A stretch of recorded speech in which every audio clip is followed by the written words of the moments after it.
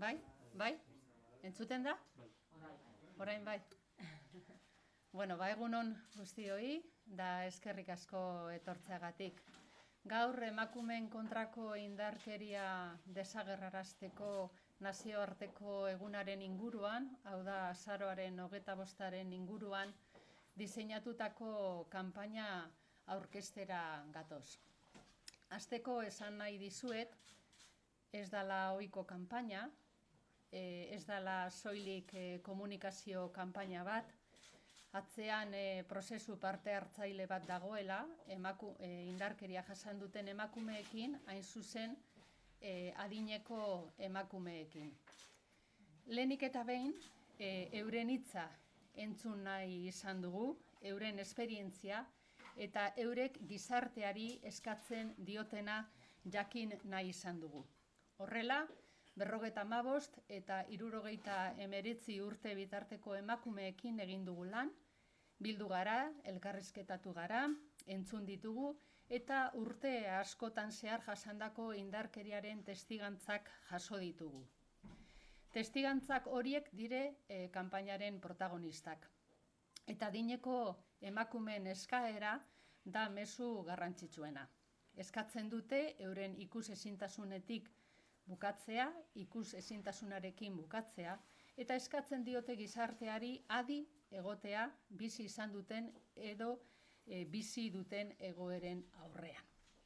Horrela, lan honen ondorioz sortu den kanpainak, enpatia sortu nahi du eurek bizi duten egoeren inguruan, eta azaleratu nahi du adineko emakumeen egoeraren zaurgarritasuna.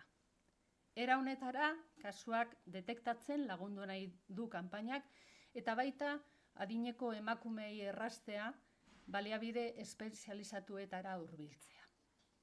Kanpainaren leloa ikusi duzuen bezala, entzunez gero, ikusiko duzu, soilik adi dagoen gizarte batek antzeman dezake indarkeria eskutuena.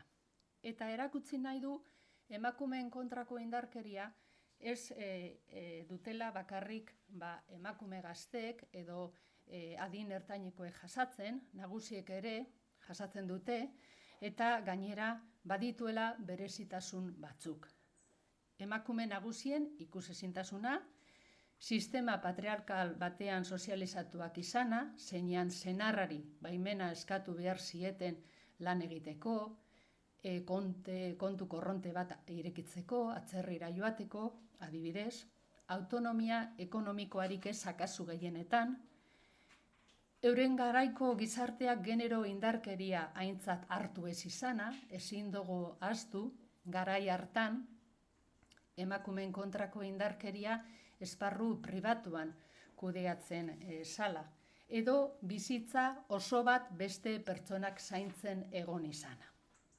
Adineko emakumeak askotarikoak dira, baina adinak euren zaurgarritasunean eragina du. Kanpainak 55 eta 69 urte bitarteko 7 emakumeren testigantzak erabili ditu. 7 hoietatik 2 indarkeria psikologikoaz gain, indarkeria fisikoa ere jasan dute. Eta euren testigantza ematea ez da batere erraza izan, horrezgatik eskerrak eman nahi dizkiegu bihotz-bihotzez. Edozein kasutan, guztiek parte hartu dute prozesuan, eta guztiek esan digutenez egin dute beste emakume batzuei laguntzeko. La que presentamos hoy no es una campaña al uso, es una campaña que es fruto de un proceso de participación con mujeres que han sido las protagonistas del mismo y mujeres mayores que han sufrido algún tipo de violencia a lo largo de sus vidas. Los testimonios que se presentan en esta campaña son reales. No ha sido fácil para estas mujeres hablar, por eso agradecemos enormemente su generosidad y la participación en este proceso. Prueba de ello es que no han querido mostrar sus rostros. Aún así, todas ellas han participado y lo han hecho para, según nos han comentado, para ayudar a otras mujeres que puedan estar sufriendo situaciones similares. La campaña recoge testimonios de mujeres de entre 55 y 79 años que han aportado testimonios reales de la violencia vivida durante muchos años. Las propias mujeres son las protagonistas de la campaña y de la elección del mensaje que se centra en acabar con su invisibilidad y con una llamada a la sociedad para que esté atenta ante este tipo de violencia. La campaña interpela directamente a la sociedad tratando de encontrar en ella una mayor empatía. El lema de la misma es: si la escuchas, la verás. Solo una sociedad atenta puede detectar la violencia más oculta. Y pretende sensibilizar a la sociedad sobre la especial vulnerabilidad de las mujeres mayores por la invisibilidad de la que son víctimas y para contribuir a la detección de casos y facilitar el acceso de las mujeres de más edad a recursos especializados. La campaña pretende mostrar que la violencia de género se produce en mujeres de diferentes edades, no solo en mujeres jóvenes o mujeres de mediana edad, tal y como muchas veces aparecen en los medios de comunicación o en las propias campañas institucionales. La violencia contra las mujeres también afecta, por desgracia, a las mujeres mayores y tiene una serie de particularidades. La invisibilidad a la que hacía referencia, la socialización en un sistema patriarcal en el que debían pedir permiso a sus maridos para trabajar, para ir al extranjero, para abrir una cuenta corriente, la falta de autonomía económica de las mujeres en la mayoría de los casos, la falta del reconocimiento social de la violencia de género en su época. No podemos olvidar que en aquel momento la violencia contra las mujeres se gestionaba en el ámbito privado, o las condiciones de unas vidas dedicadas al completo al cuidado de las demás personas. A pesar de que las mujeres mayores son diversas y no todas responden a un mismo perfil, sí se puede hablar de una especial vulnerabilidad por su edad. La campaña recoge testimonios reales de 7 mujeres de entre 55 y 79 años que han sufrido durante muchos años violencia de diferente tipo. De las 7, 2 han sufrido, además de violencia psicológica, violencia física. Bien, voy a pasar a relatar algunos de los testimonios que se han recogido a lo largo de este proceso. Me dijo: o tus amigas o yo. Era abrir yo la boca y todo parecerle mal. Ibas haciéndote cada vez más pequeña. Él nunca me agredió físicamente, pero hay cicatrices que tardan más en curarse. No hubo golpes ni portazos. Él no me pegaba. Era todo muy cotidiano, pero una detrás de otra. Notas que algo no va bien, pero no le pones nombre. Fui a una consulta a que me dijeran si yo estaba loca o desquiciada. Allí me dijeron que yo era una mujer maltratada psicológicamente. Llegué a creer que eran figuraciones mías, pensaba que era yo la que tenía que cambiar, me sentía derrotada, iba por la calle y pensaba: no habrá nadie que me pueda ayudar. Me seguía por la calle, me seguía por el metro, me lo encontraba, era acoso y derribo. Cuando tenía una cena de trabajo me decía: no sé qué tienes que hacer ahí. No admitía que tuviera una vida fuera. Igual yo salía pintada y me decía: así se pintan las fulanas, vete a casa a lavarte la cara, y yo volvía. Bajaba la basura y si me quedaba a hablar con alguien, me llamaba por el telefonillo para que volviera enseguida. Bien, son algunos de los testimonios que se recogen en el vídeo que veréis enseguida, que precisamente recoge de primera mano el proceso realizado. Como sabéis, la campaña se va a desarrollar desde hoy hasta el día 25 de noviembre, el Día Internacional para la Eliminación de la Violencia contra las Mujeres, y a los medios de comunicación os pedimos nuevamente colaboración para que nos ayudéis a hacer llegar el mensaje de estas mujeres, porque si las escuchamos, las veremos. Eskerrik asko, eta orain, prestatutako euren testigantzekin prestatutako bideoa ikusiko dugu.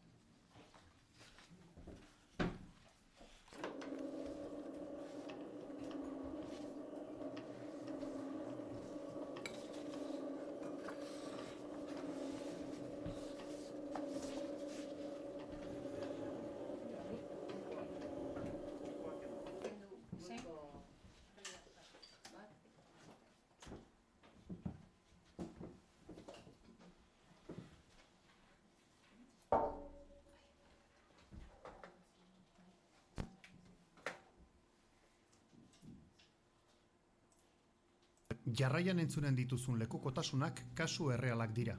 Genero bortizkeria, bereziki psikologikoa pairatu duten emakumezkoen adierazpen gordinak dira. Irudiak eta ahotsak berregin behar izan ditugu. Protagonistek haien anonimotasuna gorde dadila eskatu dutelako. Horrelako lekukotasunak entzunda, bortizkeria ezkutu honetaz ohar gaitezke eta eten dezakegu. Haren meneko nintzen, erabat, ark esaten zuena, politena zela uste nuen, agintzen zidana egiten nuen. Magilatuta ateratzen nintzen eta etxera bidaltzen ninduen. Eta nik kaso egiten nion. Etxera iristen zen eta beti zegoen zerbait gaizki. Ez ninduen jotzen ez, ni hemen nintzen burua galduta zeukana. Nik edozer esan da ere, dena gaizki. Nire gauza zirelakoan uste nuen ni nintzela aldatu behar zuena. Bizitzea ere gogorra zen. Itxurak egiten dituen indarri gabe nengoen. Gaixotzen zaitu.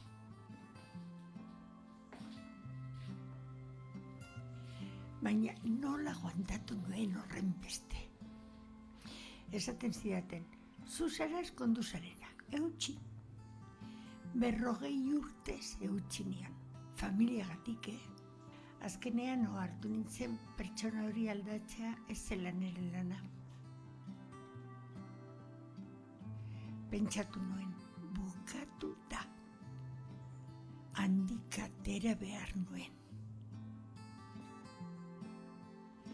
Argia ikusten hasten zarenean, errudun sentitzen zara. Gero ezintasuna. Eta gero beldurra, ez dakizulako nori heldu. Orain beste modu batean ikusten du dena. Nere burua eta mundua. Ez nago bakarrik, hau ez zait neri bakarrik gertatzen. Guzti hura ez zuen nere buruak sortzen. Nere burua oso bestela ikusten dut orain. Ez dauka zerikusirik duela 30 edo 40 urtekoarekin. Espazioko zulo beltz bati eman diot jaten.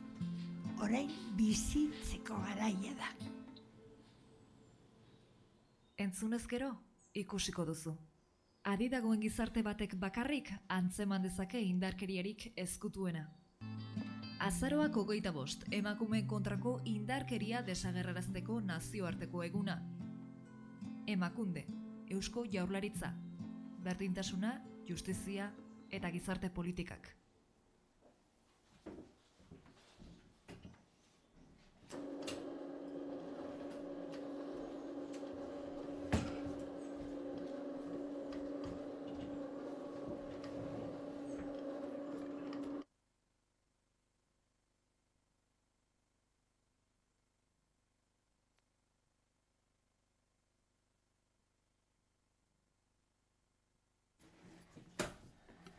Bueno, hau da aurkeztu nahi genizuen kanpaina eta orain ez dakite galderarik dauden, zuen esanetara gaude. Eskerrik asko.